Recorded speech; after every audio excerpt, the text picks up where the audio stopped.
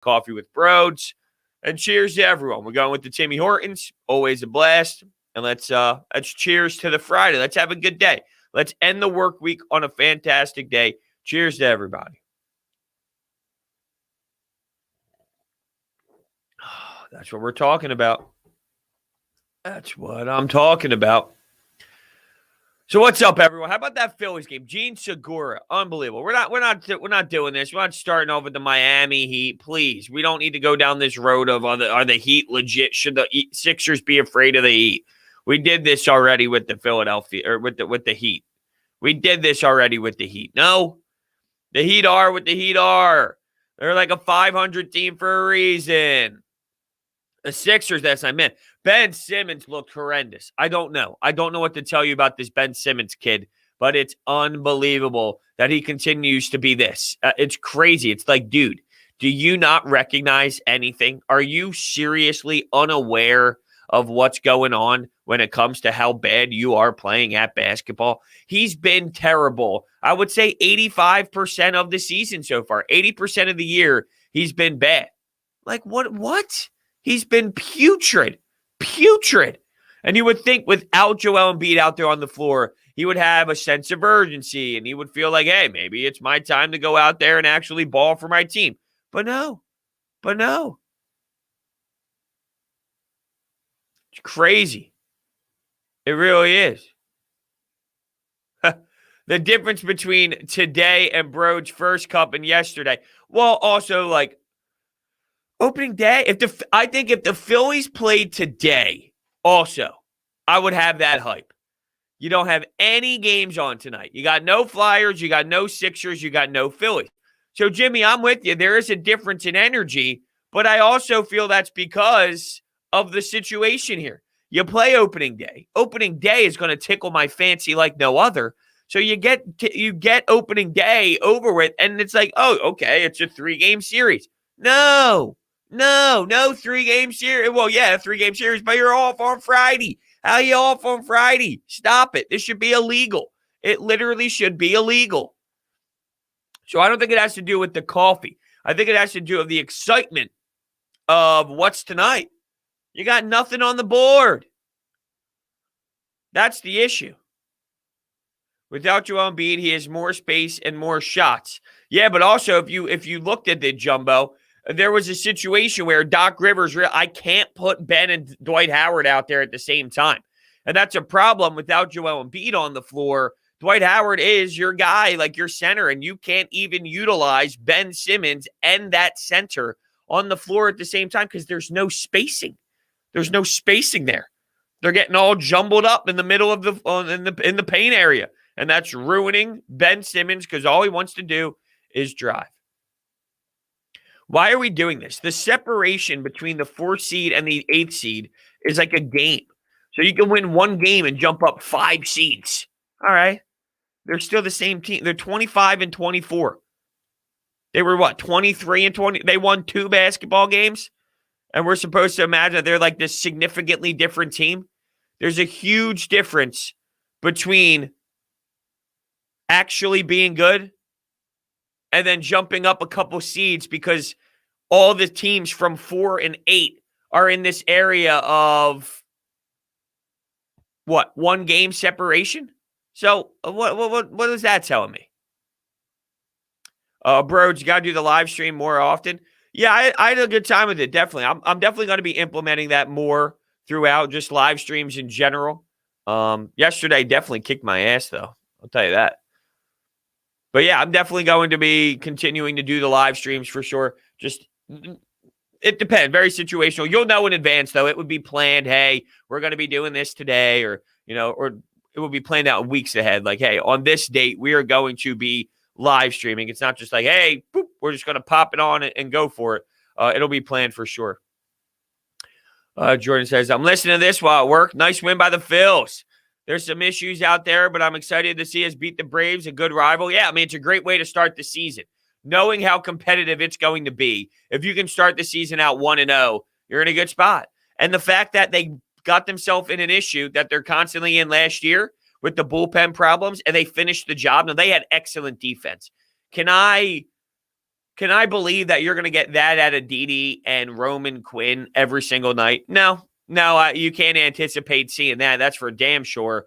But you got it that night. Alec Boehm at third base in the sixth inning.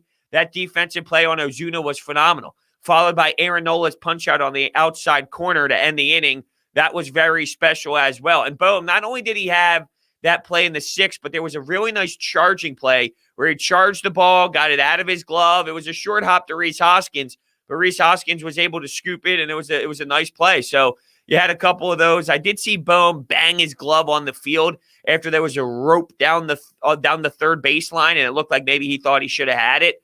He wasn't even close, but he threw his glove down. He was a little frustrated with himself, but ultimately, I'm very happy for the Phillies to snag that victory and to start off the season 1-0. Like, how can you be upset about that?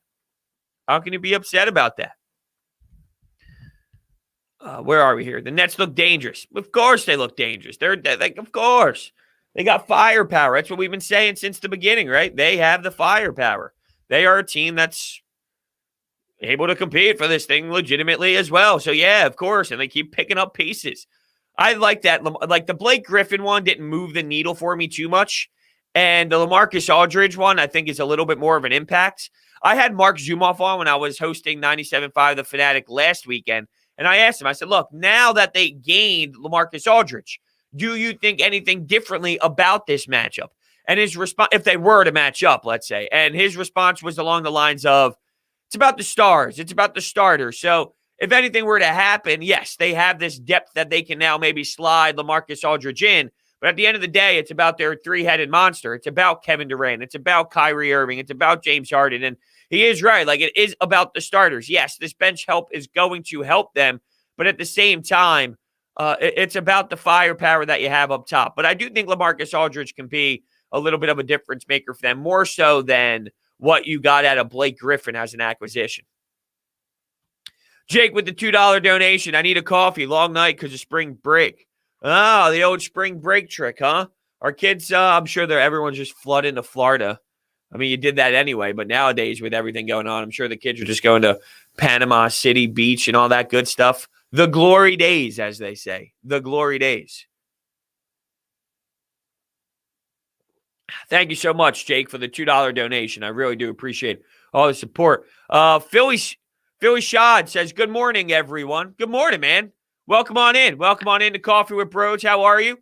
Coffee pods, coffee beans. So I have a Ninja that does just like the coffee ground. So not the K-Cups, not the coffee beans itself, although I definitely want one of those machines that you put the beans in and the beans grind up as they make the coffee. That's definitely going to be an investment I make very soon. But I'm actually rocking just the coffee grounds life because I like to get it rich to my liking, and the K-Cups don't get rich enough.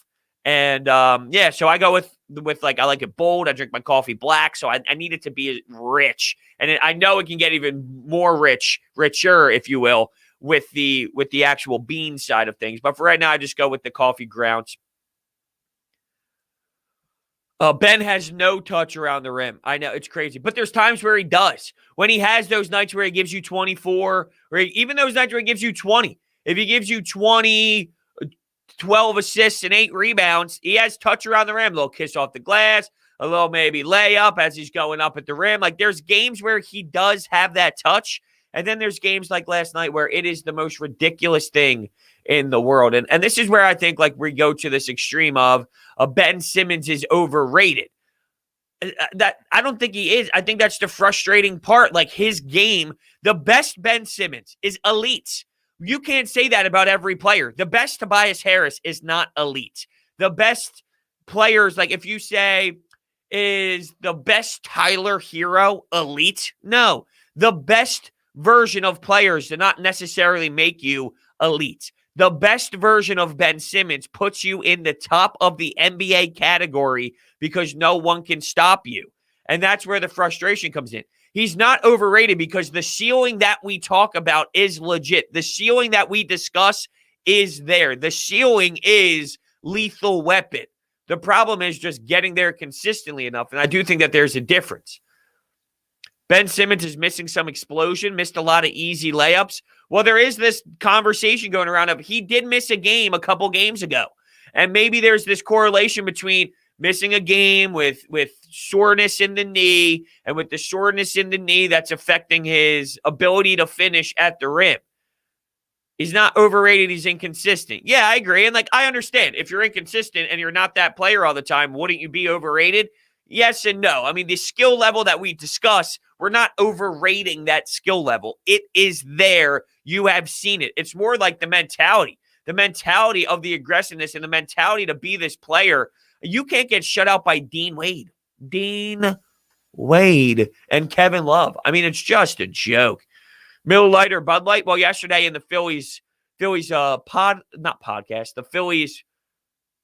live stream during the game, I was going good on the Millers, man. I'm a Miller guy over Bud Light for sure.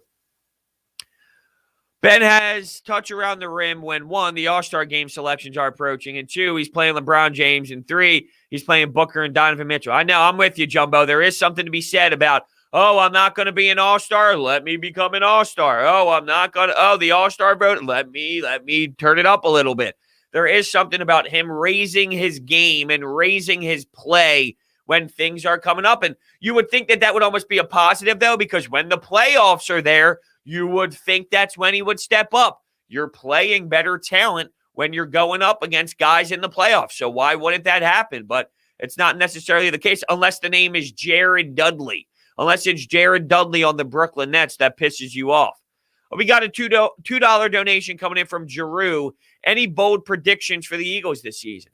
Well, my bold prediction, I guess, would be what I've been kind of staying with for a little bit of time now. I don't think they're going to be as putrid as people think they are. Now, this season, they might not have a lot of wins, so I'm talking more of this 2-3 year window that people think they're going to have 3 wins for the next 3 seasons in a row. I don't think that that's the case. So it's not so much for this. I think this season's going to be bad, but I don't think they're going to be in hell forever. The amount of cap space that opens up after this year is ridiculous. You also have all these draft picks in play. I don't think it's going to be as much of a disaster over the next 3 seasons as people seem to make it out to be. I know that's not necessarily this season. So for this season, I think maybe my bold prediction is you're going to enjoy Nick Sirianni. There's a bold prediction. You're going to like Nick Sirianni. Now, I'm not basing this off of anything other than some optimism and their track record of hiring coaches that you might not love off the jump, but they end up having some success, whether it's Andy Reid, whether it's Doug Peterson. You didn't know who these guys were, and it was like, who's this guy? Oh, he was the 4th option? Well, we keep going back to Adam Gase was the option before. Ben McAdoo was the option before. You can't just relate it to, well, these guys were the first options and this guy's the 4th option. Maybe my bold prediction would be Nick Sirianni will actually be enjoyable. How about that? Do I think the Eagles can have a winning record? Absolutely not. Absolutely not. I'm not going to that level. I think they're like a 5-win team. A 5-win team, but they're not pull your hair out bad. That's the way I've been describing it to this point. You can watch them. Last year, you couldn't watch them. We did, but you could not watch that team play. This year, you're going to be able to watch them play, and they're going to win 5 games because of the lack of talent, but not so much as stressful. They won't be as stressful.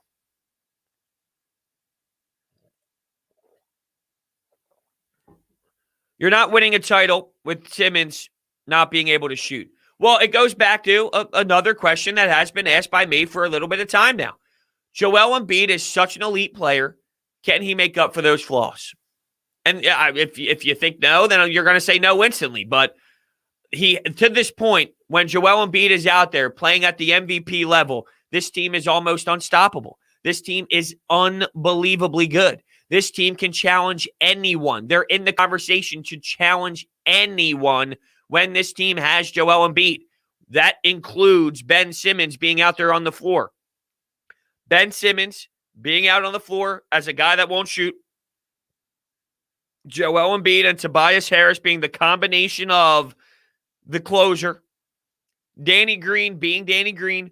George Hill. Like, we don't think it's going to work because he can't shoot. He might not even play down the stretch. You might not even have Ben Simmons out there down the stretch. Maybe it's George Hill. I mean, maybe it gets that ugly. Now, you need Ben Simmons and his defense, but if it gets to the point where it's that bad and it's costing you 5, 6, 7 trips down the floor in the fourth quarter, Who's to say you don't rock with George Hill and you find something else out there? Who says you don't make an adjustment and it's like, dude, this guy isn't working. We got to do something else to do it. Or just having been out there in the dunker spot hanging out, but Joel and George Hill and Tobias are all out there and someone else, Danny Green. Enough of the surrounding pieces step up where, yeah, you know what? Ben Simmons might not be that guy, but you don't need him to be that guy. And that would be very unfortunate if that's the case, that it's like, you know what? We all expected him to be something. He's not. But it doesn't necessarily mean it's all lost just because of it, because I think the surrounding pieces now are in such a different mode and in such a different mindset and have such a different skill level than in years past. In years past, it's Marco Bellinelli and Ersan Ilyasova. This year, it's Danny Green, Tobias Harris, George Hill, Joel Embiid at a different level. So it's different.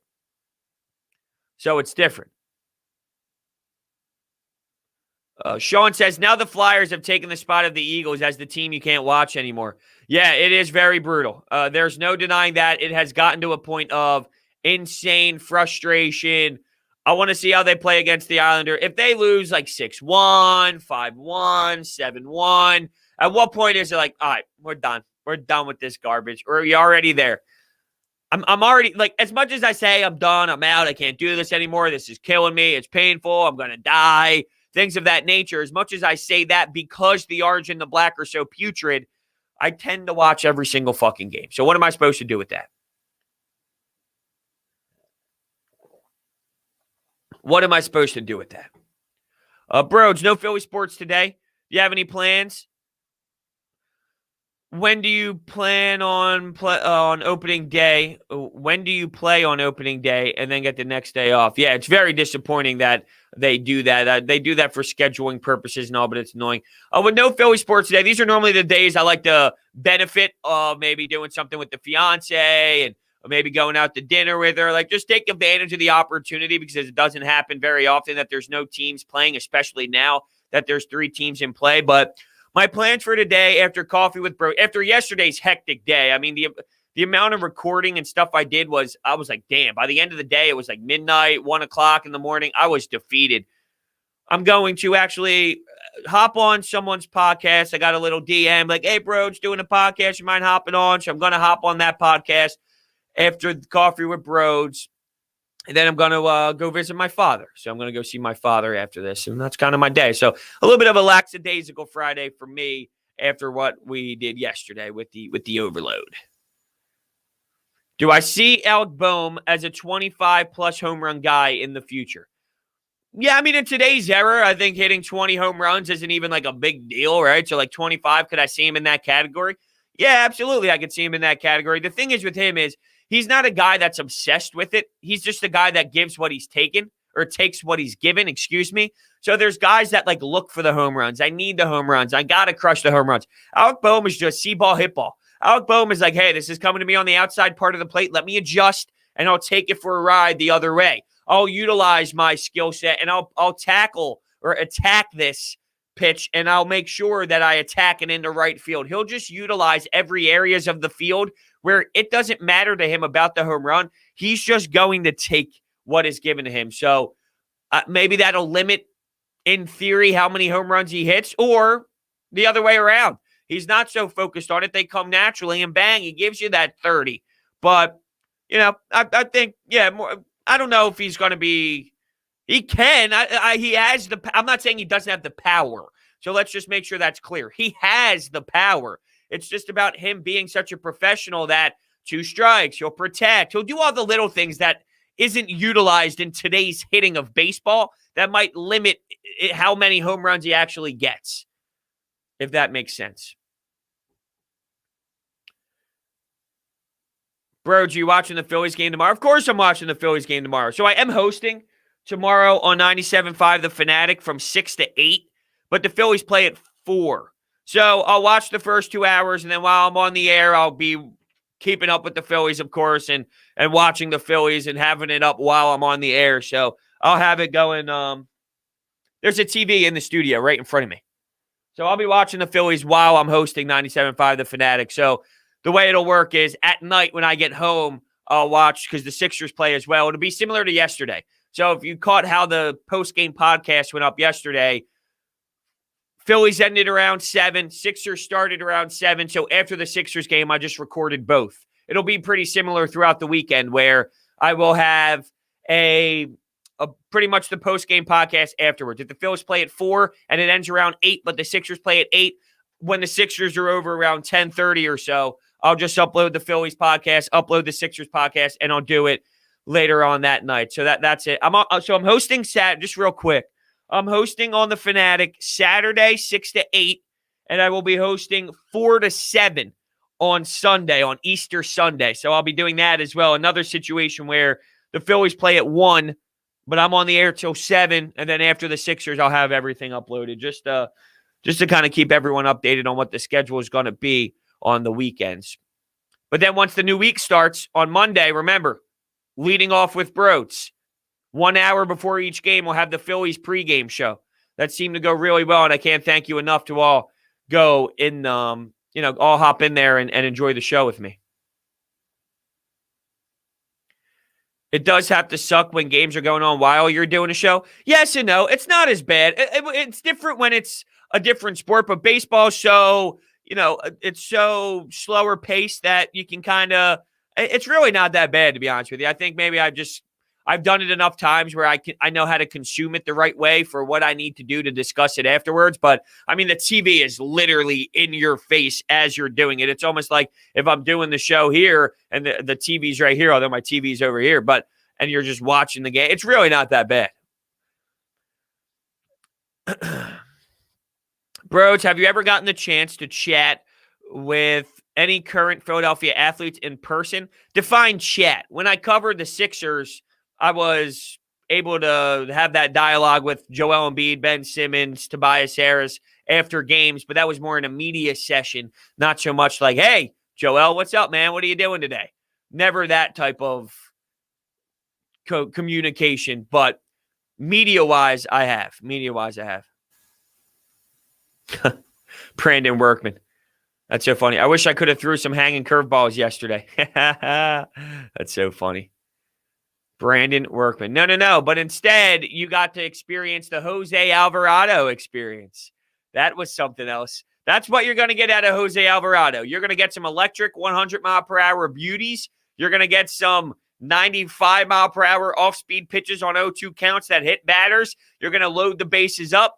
You are going to get to this insane level of, I don't know if I could handle this emotional ride of Jose Alvarado. But I'll tell you what, man, Connor Brogdon, and I know Sean, who's in the chat now on the Anytime Hotline, he called in and mentioned the Connor Brogdon late.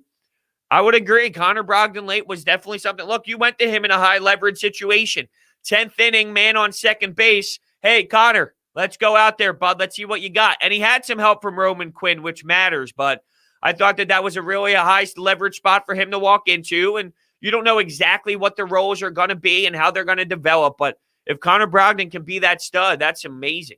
Sean, another thing you mentioned during as he comments in here and says, break up those Pittsburgh Pirates, 162-0. The one thing that is a little, if I remember your call correctly, you called the Phillies offense manure yesterday. I didn't think you gave him enough credit. I thought what the Phillies did at the top of that lineup to make Fried work was the difference in the game.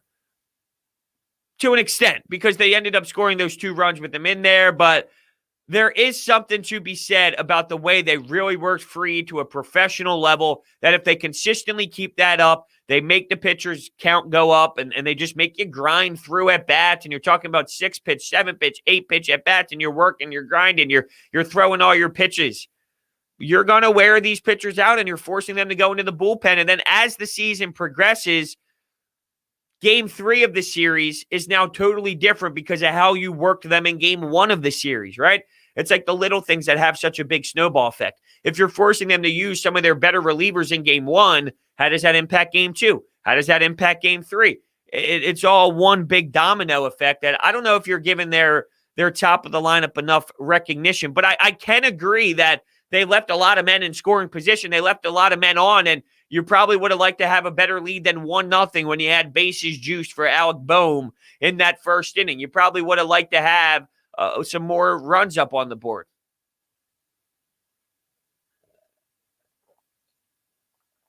The clutch hitting was bad, says Sean. All right, so he says the clutch hitting was bad. I'm not blaming Brad Miller for it. Yeah, he actually had to he did have a nice square up, if I remember correctly. Brad Miller actually had some nice contact there, but they never got the big hit until Segura. Fine, I'm not disagreeing with you there. I mean, I wouldn't classify Bohm's RBI sack as a big hit, but it was a timely run for sure. JT Realmuto, same thing. It was a timely little dinker to the right side with a whopping 66 mile per hour exit velo, as they say these days. And didn't you know, Nola was costing himself a win yesterday? I know. I agree with you there. The Aaron Nola thing will continue to frustrate me, but I think I just came to terms. Like, this is what he's going to be. We got to stop pretending that there's more in there. There's consistency that's going to come about.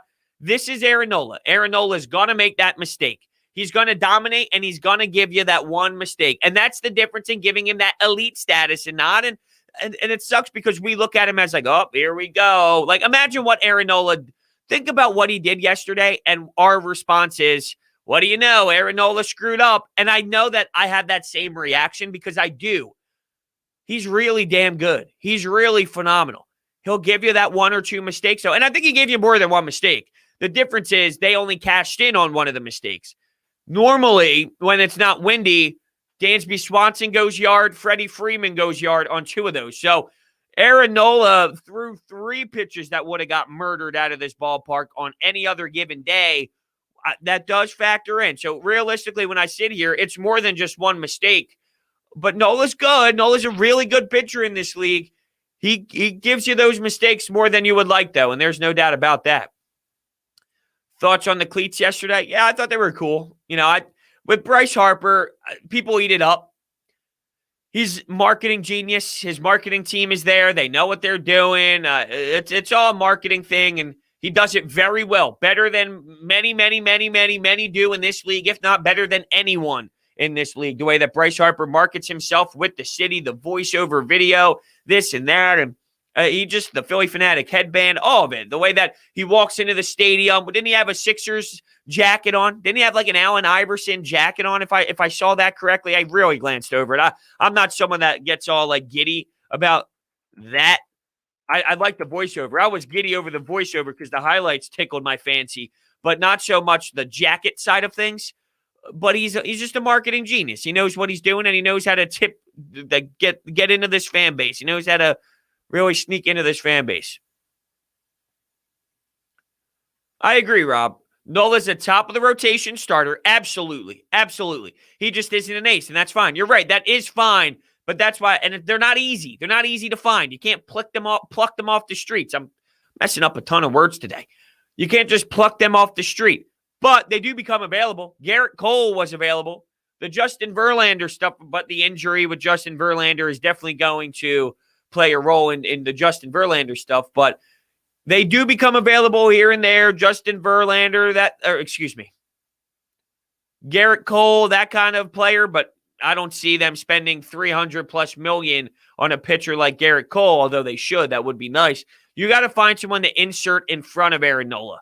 So it's someone, Nola, Wheeler, Eflin. Imagine that that is championship level 4. That would be championship level 4. I was hoping to have the powder blue unis yesterday. I like the clean white look, though. What did Garrett Cole end up signing, though? I forget the actual. Was it 4 hundo? Or no? He signed 324.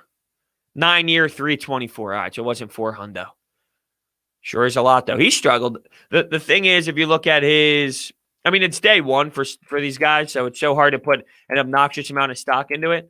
But if you look at what he provided yesterday, I think he only went 5. He went, what did he go? Yeah, he went 5 1/3, but he struck out 8. Just unbelievable. Struck out 8. He was pissed off, throwing his glove afterwards. I mean, that's the type of intensity I love out of some of these pitchers. Max Scherzer is one of my favorites because of his intensity and his fire and his passion. Garrett Cole has that same killer mentality. Aaron Nola doesn't have that killer mentality.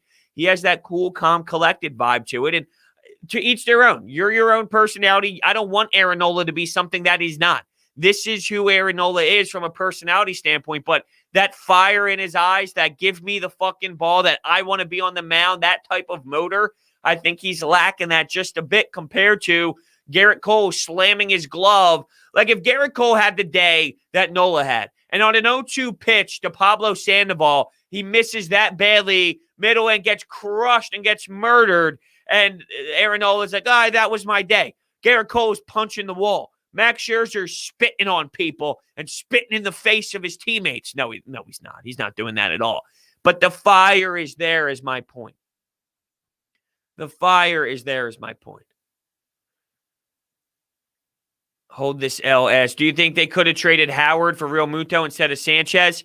Probably not. And there's a reason why. Because Sixto Sanchez is great. Although I saw this piece on The Athletic about Sixto not starting up with the big dogs, and I didn't read deep into it. I just saw the headlines of it, and I told myself I wanted to read it. I think I even bookmarked it and saved it into my Athletic bookmark so I can go back and read the ones that I want to read, and I don't think I ever got around to it. So I'm not sure exactly what the Sixto Sanchez situation is with the Marlins. I don't know exactly what it was. Now I'm fascinated by it, and maybe it's something that I'll do today. Yeah, Sixto is crazy for sure. Oh my God, he's so good. He's so good. How many minutes do you think Joel Embiid plays on Saturday? I don't know. Do you think they're going to go with one of those, hey, we'll just throw him out there for 25, put a cap on it? Or is it more of, let's just see what it looks like. Let's see the eye test. Let's see how comfortable he feels. Let's see how close the game is. They're playing the Minnesota Timberwolves. This should be a game where they can blow them out, and it's a 25-point game, and you can go with the good old-fashioned rest, where Joel Embiid, you only need to rely on him for, let's say, about 25 minutes or so. If you can do that, that would be fantastic. But I don't know. If it's a game where it's close, it's a 3-point game, and you want to get the win, and Joel looks fine, maybe you throw him out there for 30. Maybe you throw him out there for 32. I don't know. I'm sure we'll get more information as Doc Rivers gets asked by the media before the game and whatnot. Hey, what do you think? What are you thinking with Joel? How you feeling? What's the game plan? What's the usage rate going to be? I'm sure he's going to get all those questions, Mikey, before the game begins on Saturday night. They need to put Embiid in bubble wrap. But a bone bruise is different. I would feel differently if it was an injury of a ligament, if it was a hamstring problem. A bone bruise is a bone bruise. And what are you going to do? Not play Joel for the rest of the year? I would be against that philosophy at this point. You need to have him play. He was fine to this point throughout that. Like, you can't just be afraid to have this guy play forever. You got to have him go out there. It's the back end of the season. You got to get in the flow. You got to get your team going. You got to get your set rotations together. You got to figure out who's going to play where. You just need to learn about your team heading into this back stretch. And yes, Joel Embiid's health is very important, but it's a bone bruise. Anyone who fell on their knee there would have gotten that injury. That's not Joel Embiid has injury problems type of injury. That's more of a product of Joel Embiid has a bone bruise. Anyone would have taken that. Don't forget about Embiid's back injury, could flare up at any time. But at that point, he should never play again. Why should he play? What that theory is, no reason to play him game 1 in the playoffs because there's a 7-game series and I don't want his back to flare up. I get that regular season basketball isn't as important as game 1 of the NBA playoffs, but at some point, this is who Joel Embiid is. Joel Embiid has to play. You got to have him out there. That's almost like saying Carson Wentz has been injury prone. He should never play in the regular season because that back could cause a problem at any point. These are who the players are. They have to go play. You can only put them in bubble wrap for so long. You have to have them go out there and play. I mean, you just have to have them go out. There's only so much you can do from injury side of things. Anyone can get injured on any play, on any given night, on any situation. Fluke injury, not a fluke injury. It can happen no matter what. So you just have to pray that they don't get hurt anytime they touch the floor. A same injury can happen to Danny Green or Seth Curry or Ben Simmons or Tobias Harris. It's all can be said about any of these guys. Joel lives on the floor, always falling down. Love him, though, MVP. I love him, too. I love Joel Embiid. This is who Joel Embiid is. And I know the concerns are there, and I can see why. And I didn't feel great when I saw the actual play when his knee buckled and everyone cringed and everyone started to cry. I got it. There's only so much you can do, though, to take it out of your control. Now Sean says, no, Carson has to play in the regular season. We need another first-round pick. I do think that Carson Wentz is going to have a good season in Indianapolis, though. New identity, new voice, Frank Reich, new team, out of this fan base, out of the toxic environment, out of all the drama, backup quarterback, this and that. You have this new, fresh slate, and I think Carson Wentz is going to thrive in Indianapolis. I'm rooting for him. I want to see him succeed. I'm not one of those, Carson treated us like garbage, and on his way out, he was so pathetic. I want to see him fail, this and that. I'm out on that. I'm rooting for the kid. I hope he goes out there. I hope he succeeds. I never want someone to fail as an athlete. I would never take away who they play for. I don't want to see, for example, I don't want to see the Dallas Cowboys win a damn thing, ever. I don't want to see them win. But then take away the sports fandom of the team and you look at yourself from just an athlete, a competitor, someone who enjoys playing sports. I don't want to see Dak Prescott fail miserably as an athlete. I always root for the athlete to be the best version of the athlete that they possibly can be. But I don't want to see the Cowboys win. So I know it's conflicting, but I root for athletes to succeed because of the effort, the time, the dedication, the craft, the work ethic, all of it. You put too much into that. I don't want to see, that's why when we talk about going up against teams when they're healthy, I want to beat a team when they're fully put together and fully at their best. I don't want to play a team, and I would take a championship no matter what way it comes. Let's be clear. But if we can pick and choose, I'd rather swing punches with the best and have the other team play their best football. That's why I feel so satisfied with what happened in the Super Bowl. You outclassed Tom Brady and that offense. Now, it wasn't a great day for Bill Belichick, who is a phenomenal defensive coordinator, and he made some really bad decisions defensively, whether it's not putting your best corner out there with Malcolm Butler and all that, but you swung with Tom Brady and the best. I want to beat a team at their best, at their highest. That means you outmatch their highest. That's what I want to see. So with Carson, as just a professional, as an athlete, I want to see Wentz be the best version that Wentz can be. Hi, I'm a big fan. Hello, the Gaming Jay. Do you think Connor Brogdon will be decent to a good reliever? Yeah, I think he's going to be a good reliever. I think Connor Brogdon has the stuff, has the mental capability. It's different being in that pen. You're wired differently being in that pen. You have to be in a different mindset. And it does seem like Connor Brogdon has the good approach, the right approach as a relief pitcher. You can't be a starting pitcher mentality and go into the bullpen. It's completely different. It is not the same. So Connor Brogdon does seem to have the proper wiring going on with his brains to be that guy that wants the moment, wants to be on the mound with guys on base, wants to be in a high leverage situation, understands there's one out. It's the ninth inning, or maybe not the ninth inning because they claimed Hector Neris is the one, but let's go with eighth inning. It's the eighth inning. It's heated. There's one out. There's a guy on third base, second and third.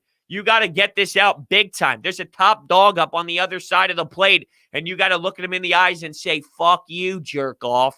I'm going to strike you out, or I'm going to force you to have some contact here. He's got that. He definitely does. Dak has to fail twice a year against the Birds. That's fine with me. I'm not saying it's not fine with me. I sleep well at night regardless. I would just prefer the Cowboys being the best version of themselves and then the Eagles outmatching that with the best version of themselves instead of the Cowboys just throwing up an insane stinker and not moving the football at all. Not because the Eagles defense was so amazing, but because the Cowboys just stunk that night. I would take that. I would take that. Let's be clear. I'm just saying if I had the preference, I'd rather be throwing haymakers back and forth. And think about how, because then the Cowboys fans would be like, it was just one of those nights for us. We didn't have it compared to, dude, we beat you at your best. We beat you when you threw everything at us. You were the best version of yourself, and we still beat you. What does that say? I'd rather it be in that conversation than the other way around. When do we get a Hasty injury update? Because you know he's missing time. Yeah, I don't know, actually. Joe Girardi said after the game it was that hamstring injury, and And now it means we're going to see more of Roman Quinn, which just crushes me inside. And it's so annoying that we're already at the point where we're going Roman Quinn. And he made a good defensive play and all, and he might have whatever, a little bit of confidence because of that.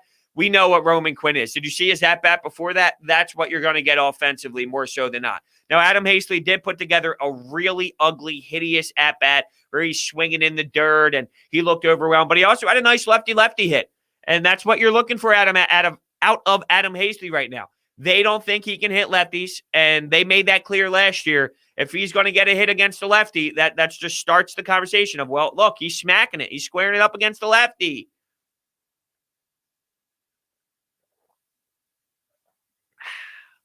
Sean thinks Phillies are making the playoffs.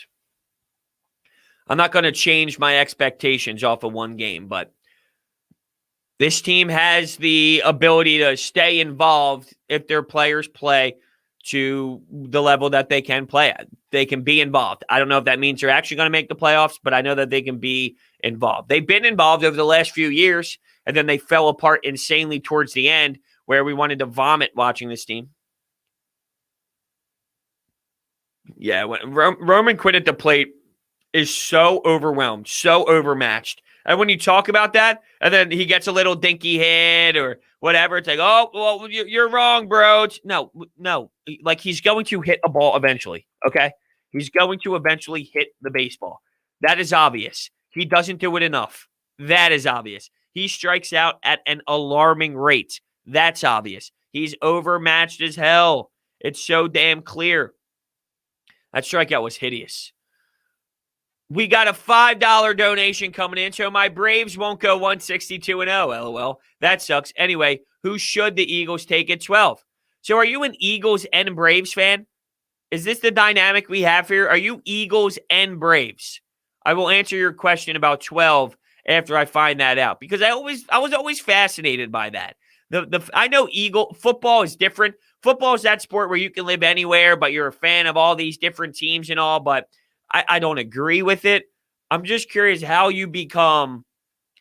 I know this kid who is Lakers, Yankees, Michigan, Steelers. I got a problem with that. You picked all the biggest franchises and said, those are my teams. You got no personal tie. You got no personal connection. Okay, he says, nope, but I like Jalen Hurts. Okay, so are you an Atlanta Falcons fan, if I may ask? And who should the Eagles take at 12? I think what they should do at this point is, I'm okay. Like, the problem is, I'm okay with so many different philosophies here. I'm okay if they get Devontae Smith, Jalen Waddle. I'm okay if they get Parsons. I'm okay if they go with Horner, Farley. So I would say, who should they take at 12? Any of those players, any of those Braves and OKC Thunder. I don't have an NFL team. Interesting. It's normally not the NFL that gets left out when it comes to sports fandom and sports teams that they love. But anyway, to answer your question, I think I would, because there's this good philosophy out there that if you get Horn at corner, you can go out and maybe snag a really nice wide receiver in the second round, and then you get your cornerback and you get a nice wide receiver instead of getting your nice wide receiver in the first round, like a Devontae Smith or a Waddle, and then you try and look for that corner elsewhere in the draft. You might get a better version of your positions if you go with corner first, wide receiver second. The thing is, if Devontae Smith is available, I don't know if I could pass up with what he did at Alabama. I mean, being the AP Player of the Year, the Heisman, this and that doesn't happen at the wide receiver position. And he was just on another level, another tear, that I don't know if I can pass up on Devontae Smith in that spot. But I can see so many different scenarios, and I believe Horn, Devontae, Waddle, Farley, Parsons, any combination of that will leave me excited. And with the explosion of quarterbacks up at the top of the draft, that somewhat dwindles down all of the position players that you might be able to get an opportunity at someone that maybe you didn't think was possible before the big boom in quarterbacks happened. But thank you so much for the $5 donation. I really do appreciate all the support. Quinn is the Cork Moss of the Phillies. Yep, no doubt about it. I live in Canada. The Lions, Tigers, Pistons, Michigan, and the Flyers. Now, how come you're not a Detroit Red Wings fan? Because if anything, being from Canada, one, means you're probably a hockey guy. And I know you are because you're in my comments all the time in the Flyers videos, and I love reading your thoughts and opinions after each game, so keep that up. But it's funny, like being all Michigan, you would think the Detroit Red Wings would be a team that you would connect with, especially during their time of the late runs. Not so much now. They're in the rebuild, but to be in the playoffs consistently and have Yzerman and have Lidstrom and to have all these unbelievable players, Pavel Datsyuk and Zetterberg in their prime, why wouldn't you be a guy that enjoys the team of the Detroit Red Wings if you like all the other teams? Nick says, I'm kind of scared when Hector comes into a tight game. Yeah, a lot of people are. My sister and dad are fans. Your sister and dad are fans of who? The Flyers or the Red Wings? Maybe I'm misinterpreting that. See, like, this is always weird to me. I don't get this, Jake. I don't get this. Always been a Flyers fan. That's just so random to me. That's all. I like UNC, the Nets, Phillies, Giants. Why wouldn't you like the Mets? Why wouldn't you like the Yankees? What makes you root for these Philadelphia or these New York teams? And then for baseball, it's like, I don't want to be a part of this same society and community that I am. That's where I lose it. It's like, and that's why I know the Raptors are the only team in Canada for basketball. But let's be realistic, right? Okay, so when you do live in the middle of New Jersey, it does get a little wonky, but it's like if you're choosing this direction, choose this direction. I don't get choosing it for all sports and then one here. So this is what I don't get, right? And here's another one. Washington football team, Philly Sixers. I know it's a thing. I'll just never support it. So all of these fans of Calgary Flames, Edmonton Oilers, Montreal Canadiens, Vancouver Canucks, everyone despises the Toronto Maple Leafs. Everyone despises them.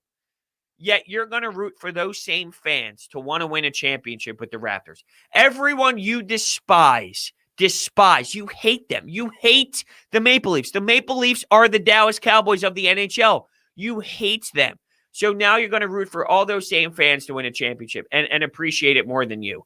It's like if the Dallas Cowboys had it would be different because it's like if Dallas Cowboys were the team in the NFL and then there was a sport that was only in America, had one team and they were located in Dallas, I wouldn't root for that team. You're rooting for the same fans.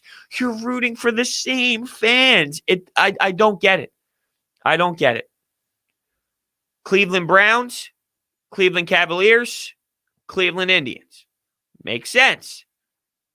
Makes sense. Eagles, Flyers, Sixers. I can support that.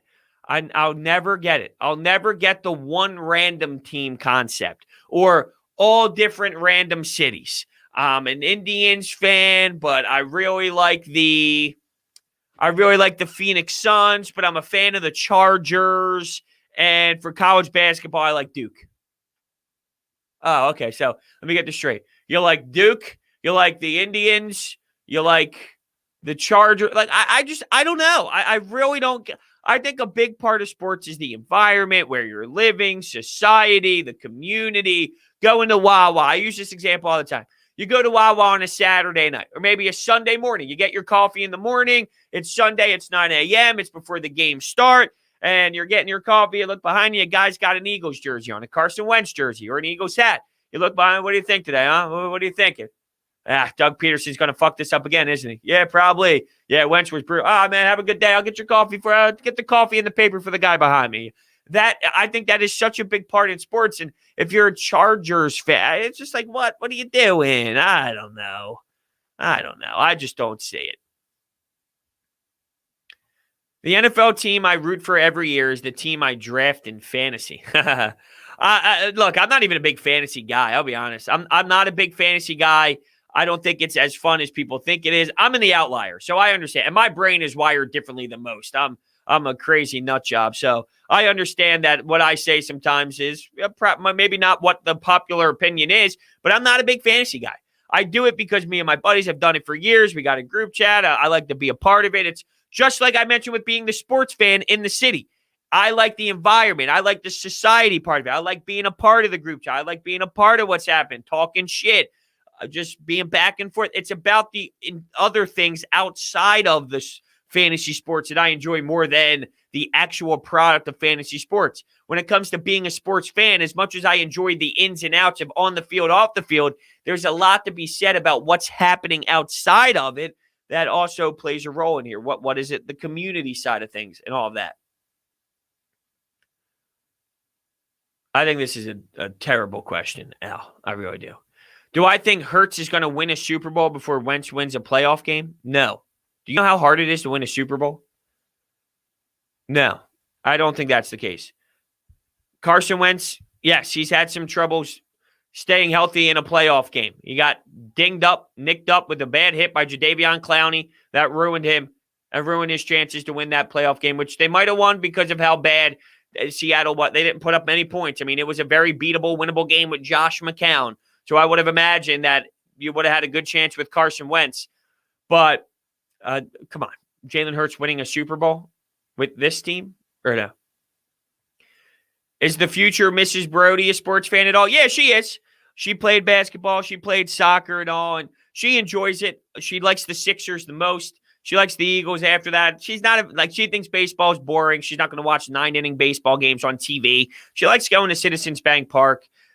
She's kind of out on the Flyers. I think that's more just because of my hockey career, and hockey was just drilled in for so long with like where I was, and I was traveling, and I was living in Boston, living in Vermont, staying away from home. It's like she's like, oh, hockey, that forced us to be away forever and all that. But yeah, I mean, she enjoys sports for sure. She's a competitive person, athlete in the past. Like when we're playing beer pong, she gets into it. When we're playing cornhole, she gets into it. So she has that competitive fire in her, definitely.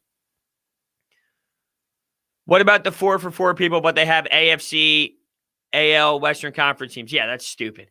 I think that's more old school. I think older generation people be like, yeah, but my AFC team is this. And growing up, I always liked the Ravens, or my AFC team was always, this team. No, it's like, I don't resonate with that. What do you mean an AFC team? I don't give a damn about the AFC. But I feel like that's an older generation thing more so than anything else. Like the guys in their 70s, 60s. Oh, yeah, but when I grew up, I had a locker in my room. I had this locker that had a logo of this team. I always liked that team. I had a helmet on my wall. Yeah, well, guess what? You're 60. You're 70. Grow up. Gritty or the Fanatic? The Fanatic. I'm not a mascot guy, though. I'm out on the mascot life. I think there's this weird obsession with Gritty that has gotten too extreme. Broach was definitely a beer pong champ. I'm not like an insane hero. I have my good moments for sure. Everyone has their good moments where they hit like 3-4 cups in a row and you're heating up and you're just that dog. But I'm your standard, like just good beer pong player. I'm not gonna give you the status of elite. I'm definitely not a dumpster fire. I'm just your good beer pong player. We're going to have a good ride. We can go on a nice streak together for sure. We can run the table. We can definitely get in a situation where we can run the table, win 5, 6, 7 games straight for sure. But there's moments where I'm a little cold. Sometimes I'll pull a little Furcon coldness involved where I can't hit a damn bucket to save my life. The difference is I'm not airballing. So maybe Furcon's a bad example. Maybe that is. I'm selling myself short. But I would classify myself as an above average beer pong player. Just above average. It's going to be 75 this weekend. Wow, that's beautiful. I did not look. But that seems I'm going to look now. Not that I don't believe you, but I'm curious exactly on where my phone is so slow today. Just check the good old weather app. Nothing better than the weather app. Actually, cornhole I'm worse at. I'm not a diehard cornhole guy. So I would say I'm worse at cornhole. Yeah, it's definitely not my strongest game. Now, if I'm going to say I'm above average in beer pong and cornhole, I'm probably going to say I'm a tad below average. Once again, I can win some games. I can help you out. Once I get into a little bit of a rhythm, like it might take me 2 or 3 losses to get going a little bit. But once all right, I'm comfortable with the bags. I'm comfortable with the setup. I'm comfortable with, what we're using here, what side I'm on. Once I get into a little bit of a rhythm, I get my toss down the right way. I get the angle I'm looking for, the launch angle I'm looking for. I can get going. So I just need a nice warm-up. So I don't see 75. I see 54 and 64 in Philadelphia. Let's go to my spot here in South Jersey. Not that I think much would change. I don't even have my spot here. Oh, yeah, I do. 54 and 64. I don't see 75. I don't know where we saw 75 at. Oh, my bad. You were asking if I was going to be on 97.5. Gotcha. Yes. Yes, I am. I have it written down. I keep forgetting. 6 to 8 p.m. on Saturday. 6 to 8 p.m. on Saturday. 4 to 7 p.m. on Sunday. So 2 hours on Saturday. 3 hours on Sunday. Those are the times that I will be on 97.5 this weekend. Looking forward to it. It is Easter as well. But I don't know. I don't really... I'm not a big holiday guy. Some of these. Of course, Christmas, that's different. But like New Year's to me is so blah. Come on. New Year's is like whatever. Easter is like whatever. Like some of these, and maybe that's terrible to say. Maybe that's just awful to say. But some of these holidays, I do think they kind of get overblown. It's like, maybe that makes me a bad person, considering it's a holiday. You should get together with your family and have a nice dinner and connect with one another, especially a time now where with COVID and all, maybe you're not able to see your family as much. But I'm such an ass. That's such a terrible thing to say. I take that all back. Luckily, this isn't recorded and there's no video and audio for anyone to hear and see me just say that.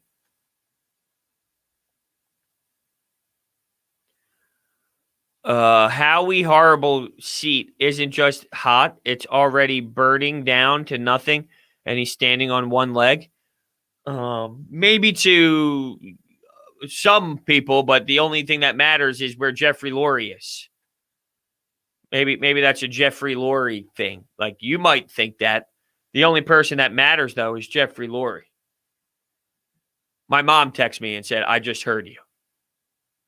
I'm just not a holiday guy. I don't think there's anything wrong with that. I'm just not a big holiday guy. It's not just family holidays. It's any holiday. Memorial Day or, any of these weekends where it's the 3-day weekend, Labor Day weekend, this weekend, that weekend. It's like, I'm not talking about the Christmases of the world or like that or the Thanksgiving. That's different. Thanksgiving, Christmas, those are different holidays. I'm talking about like the Easter or the Memorial Day, the Labor Day, things of that nature. It's like, come on. It's just another weekend. Sean wants to say hi to my mother, apparently. Where are we here? Well, we are at 10:01, and it is this Friday, and I am exhausted. This week kicked my ass. Some weeks kick my ass more than others. This week kicked my ass. Look, I'm drinking coffee, and I'm still yawning, but you know what that means. There's really not much left in there. We go make another cup, and then we attack the rest of the day. So thank you, everyone, for listening to Coffee with Broads today. We will be back next. So I want to give just a real quick, I know I mentioned it a couple of times, but just to give you the rundown on what is happening this weekend, because there's a lot of games and there's a lot going on, because there's 3 games tomorrow, right? So everything's going to be posted at night this weekend. So if the Phillies play at 1, just everything's going to be, because on Sunday they play at 1, but I'm not going to be able to record the post-game show until around 10 o'clock at night. So every game that happens tonight, or every game that happens at night on Saturday and Sunday, just be prepared that night there will be the post-game show. It won't be instantly. The Phillies play at 1 on Sunday. Post-game show won't be up until late Sunday night. Same with the Sixers. Same with Saturday. 4 o'clock, the Phillies play the Braves. I won't have anything up until late at night. Around 10 o'clock, 10:30, I'll be able to record. So just know that everything will be posted at night, no matter what time the game is on the weekend. And one more time, 6 to 8 p.m., I'll be hosting on The Fanatic on Saturday, 4 to 7 p.m. on Sunday. Be aware, Looking forward to it. Looking forward to seeing you there. Looking forward for the weekend. And thank you, everyone, for hanging out. And I'll